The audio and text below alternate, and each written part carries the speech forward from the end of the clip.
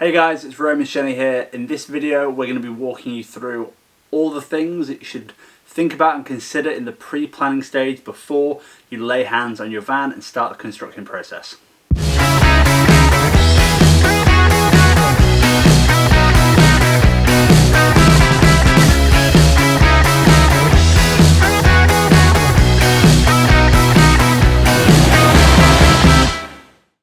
The first thing that you're going to want to think about is the van itself. So what van are you going to buy? What type of van do you want? How much space do you want? All these things. And you actually have a lot more options than you think. So there are many different brands, makes, models of vans. And here's kind of a rundown of kind of what to expect. So in the United States, the main two vans used for van conversions are the Mercedes Sprinter and the Ram ProMaster. In the United Kingdom, there seems to be a much wider variety of vans used. Like in the US, those are the two, like bang, bang, those are your two stock vans. As far as we know. As far as we know. Based on what we can see. Yeah, correct us if we're wrong. Actually, those are kind of the two main ones of the type of van we're getting for. You could go into like, different ones, like you could go like Airstreams or Combis, but that's not really what we're doing.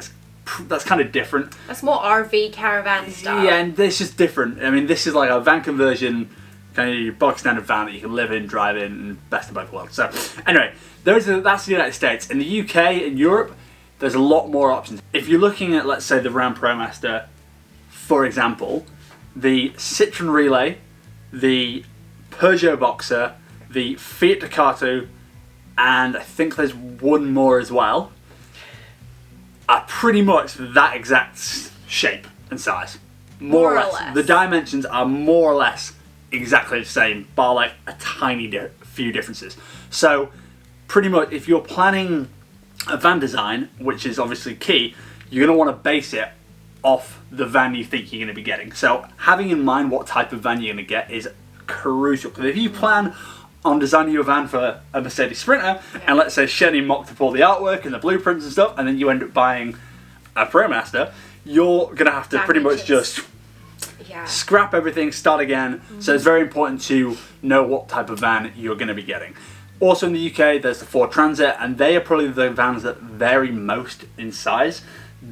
Their different models change quite drastically between things, so that's definitely something to look out for. I'd say the main things that you're going to want to be looking out for, and this is kind of broadly, you might need specific adjustments. Let's say that you're 6'5", for example, you're going to want the super high roof that some vans offer. They're harder to find and generally they're a little bit more expensive. So for example, if you wanted a length-wise bed instead of a horizontal width-wise bed, you're going to potentially want the super long van so that you have more space. So there are different things, but for the rule of thumb, you're going to want to be wanting a H2 and an L3, and that pretty much corresponds to the height and the length of the van. So an L3 is very long, but it's not the extra long, and if you're going for extra long, you are verging on driving a bus. It is getting super long. I mean, I've had a very, very quick drive of the van we got, and it feels massive. It feels absolutely huge. Especially on turns. Yeah. And a H2, for example, I'm 6'1", kind of pushing 6'2", and I can stand up in the back of it. So a H3, you are probably going to get like another 2-3 inches of height. So unless you're super tall, you probably don't need a H3. And once you add on things that you might put on the roof, like your solar and your roof vent fan, that's getting very, very big all of a sudden. So L3, H2, that's pretty much going to be your stock and trade. That's going to be more or less what you want. So for our big reveal, the van we got was the Peugeot Boxer. Yeah, we bought a used van, and that comes with pros and it comes with cons. One of the biggest pro, however, is that ours came with a roof rack, which knocked a cost off in our list. So that was one of the reasons we got this versus a few others that we looked at.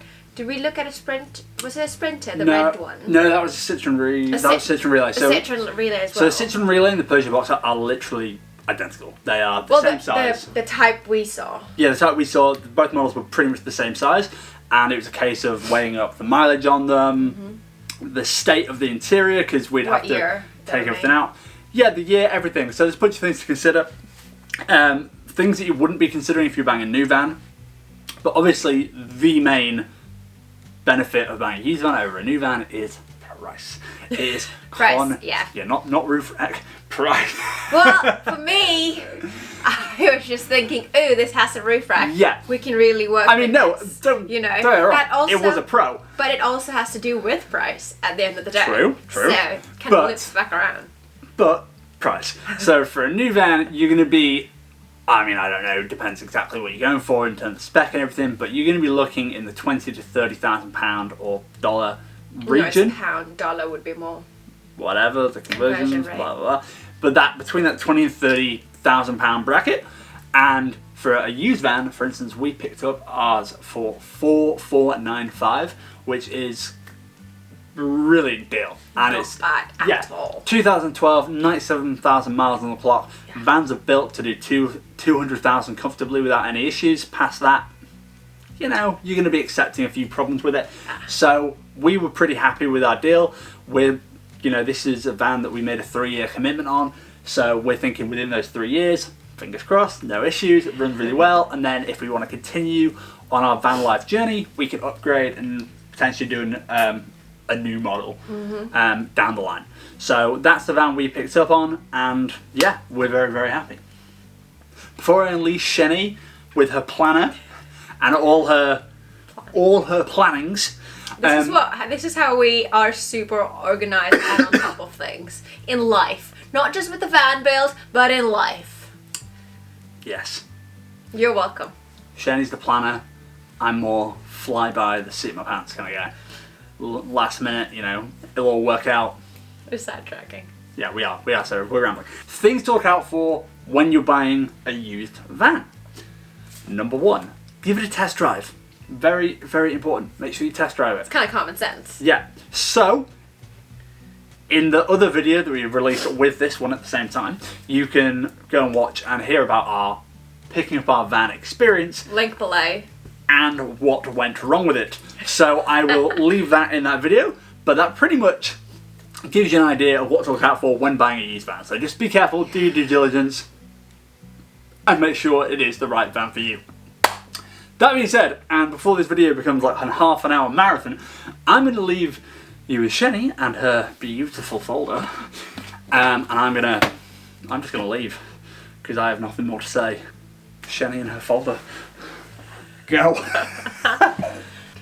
So, how do we stay on top of things when we're building a van? There's a lot that can get away from you when you are in the middle of the process, or if you are, let's say, shopping for supplies and stuff. You do not want to be like, one of the biggest mistakes that people do is buy everything ahead, because then you don't know how much you're spending, because down the line, from what we hear, a lot of people always keep going back to Lowe's or B&Q or wherever you are and whatever your hardware store is. You don't want to do that. So one of the things that we really want to keep on top of is the hold bill process and the organization and the budgeting of it all. Because we're not splurging on this. However, we are also not cutting corners. It's kind of trying to find the fine balance. So what I'm going to introduce you to is my pride and joy, my van folder. Our van folder. Apologies. Your van folder, it's cool. No worries. Our van folder. So this is basically how I'm going to keep on track of everything. It is divided into phases of how we think we should lay it all out. We've got everything in here. So let me go through it really quickly without having to go into details and bore you with all that. Phase 1. Rome already kind of highlighted it. It's choosing your van type and seeing what to look out for. That's already sort of done. Part of another thing of phase 1 is thinking about your layout and your design. So this is where you think about what you want. Do you want a shower? Do you want a bathroom? Do you want your bed vertically, horizontally? Do you want a kitchen? Do you want a, portable stove? These are all things you need to be thinking about in your layout and your design, specifically when you're doing your blueprints. So in our blueprints, we decided we wanted the bed width-wise because that maximizes our living space. We also wanted a kitchen area, so we did want a hob and / oven in there. We did want a sink. We also wanted a living and working dining area. And we also wanted a shower. So that's a lot of things that we wanted to have in the van that I had to keep in mind when I was doing the blueprints. Something to consider when you're doing your blueprints is your first one is not the one that you're going to end up with at the end. I probably scratched, drawn, redrawn like 5 or 6 different blueprints because I did some before we got the van and then after we got the van because we remeasured it and the dimensions were just a bit off. Yeah, we were actually going to get a Fiat Ducato. We were convinced that was the van we were going to get, and it was available for ages, and we were going to get it, but we were in Sri Lanka on holiday, and I even drew up the plans for the Fiat Ducato and everything. Yeah, and when we came back, well actually while we were in Sri Lanka it got sold and we were bummed, but we have the Boxer. Peugeot Boxer. It's our new love, so no, I'm off again, bye bye. So yeah, redrew the plan. So whenever you might want to be thinking or planning ahead before you get the van or while you're waiting to get the van or while you're van shopping even, but to keep in mind, you're gonna want to redraw that again after remeasuring the load area of your van. Moving on. Another thing to consider during the whole pre-planning stage is your color theme and the interior decorating of the van.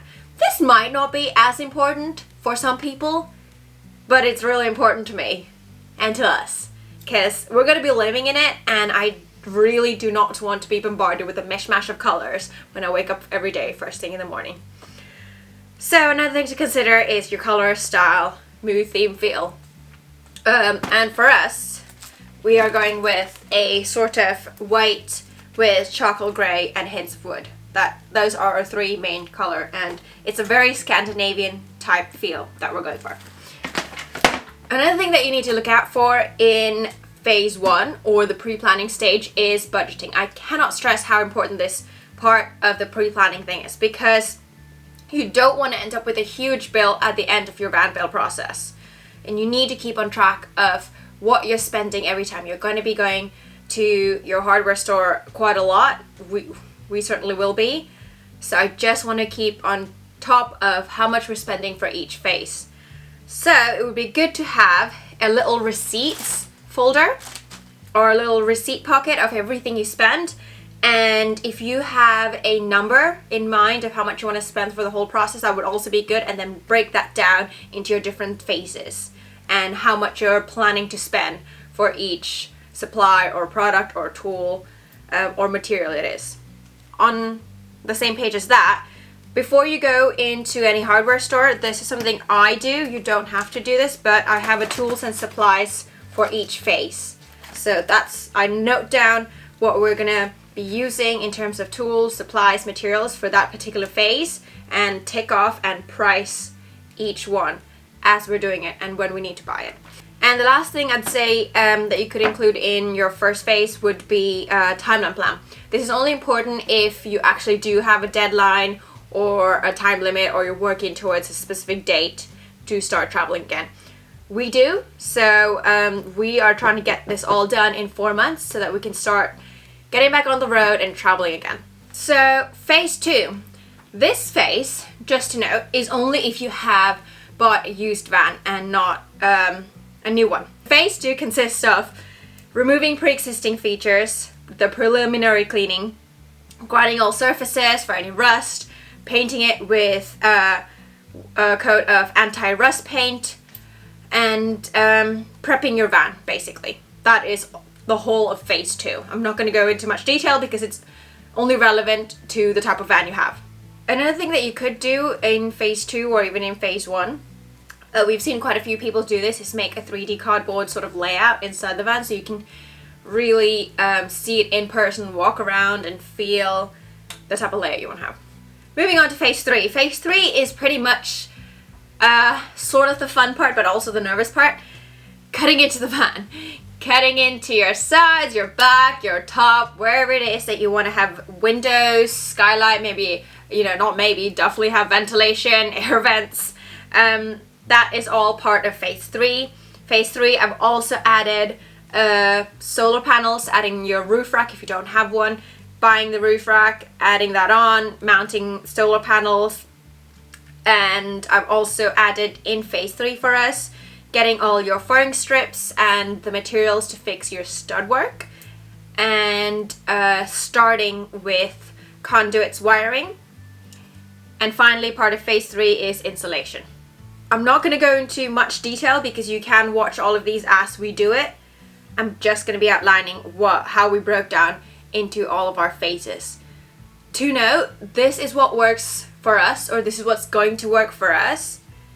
It might change as and when we're doing the process, but this is how we've planned it based off of our time schedule and the type of layout we have. It will differ with different people, but this is just to give you a guideline of things to look out for and how to plan for each stage. Moving on to phase 4. So phase 4 for us is going to be the stud woodwork, putting on all the sockets and lighting, figuring out where the electricals are going to be, paneling, cladding, subflooring, figuring out the internal structure and the bed structures, getting in starting this shower structure and the kitchen units, and anything to do with bench, table, and seeing where those are going to be. So it's basically phase 4 is sort of getting the skeletal bones of the layout of the van. So phase 5 will be water systems, electronic wire, gas systems, and heating systems. So when we go into phase 5, whenever that is, we're going to try really hard not to blow ourselves up.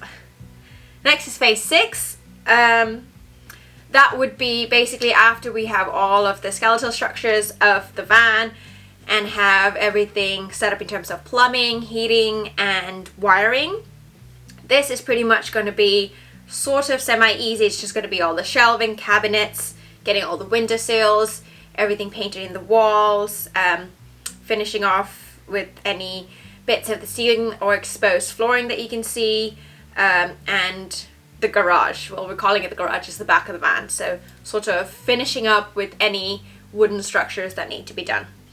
And finally, phase 7. We have 7 phases, different for different people, but finally phase 7 is kind of the fun part, and the part that I'm really looking forward to is interior decorating. So this is getting all your appliances, your bedding, your furniture, decorating your cushions, just the whole interior decorating process. And that's how we laid out all our phases. We're gonna try to do this all in 4 months. Some people have done it in a month, some people have taken longer, but we both have our jobs as well that we work remotely. So the good thing about that is we can be flexible around when we're having our van build process and when we're working. But we've decided on 4 months. I've created a little timeline. Let's see how we can stick to it. Just to recap, the point of having this folder and the point of planning it all is just so that there's a lot of little things that you can overlook while you're doing the process, or there are a lot of things that you sort of have to do in order, and having it all planned out and organized and knowing where you're going is just so important so that you don't overlook, overstep, or oversee any of the steps or phases while you're building out your van. Oh, and I almost forgot, PS. Something to have in your van folder if you are having one is just a little notepad at the end or in the back or somewhere, because you're going to be needing it when you are actually building the van for writing down sizing or measurements or anything that you can think of, just to keep that in mind. So that was our video for pre-planning stages and what to look out for when you are purchasing your van. I hope that was insightful and useful and helpful for all of you newbie van lifers or anyone planning to build a van. Comment below if I forgot anything, if there's another phase or a step or something you think we need to add. Don't forget to like this video if you already haven't, and don't forget to please subscribe to our channel. See you in the next one.